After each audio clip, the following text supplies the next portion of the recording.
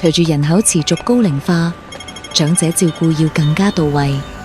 博愛醫院攜手東莞市第一間加入廣東院舍照顧服務計劃嘅認可服務機構東莞市紅梅醫院護理院，為香港長者提供安心可靠嘅跨境安老新去處。紅梅醫院護理院坐落喺大灣區1小時生活圈，係國家級醫養結合試點、全國敬老文明號同埋廣東省5星級養老機構，環境開揚寧靜，毗鄰江畔，景觀遼闊。院舍推行醫院、護理院兩院一體運作，目前備案床位395張，規模係東莞最大。長者喺同一個院區內就可以實現樓下安老、樓上睇病，無縫銜接，大大減低轉院風險。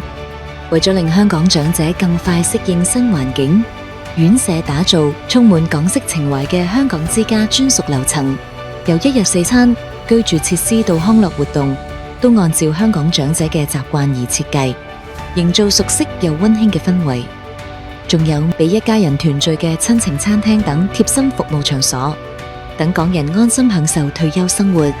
院舍以2人房為主，房間面積350尺，全面採用式老化設計，有無障礙獨立洗手間、防滑防跌設施同緊急呼叫系統。自然採光充足，露台仲可以遠眺開闊江景，兼顧安全同寫意。院舍提供24小時專業護理服務，包括日常健康監測、用藥管理同生活照護，亦都可以提供陪診同埋住院陪護服務，消除家屬後顧之憂。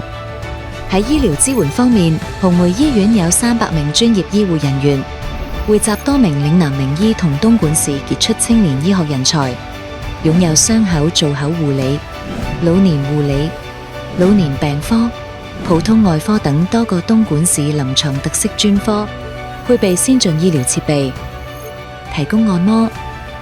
針灸、推拿等中醫醫療服務，仲有個人化康復訓練、AI 認知訓練同埋安寧療護服務，醫療配套完善，由醫療護理到康復訓練，由日常起居到心靈關懷。博愛醫院同紅梅醫院護理院攜手合作，用1小時距離換長者一輩子安心。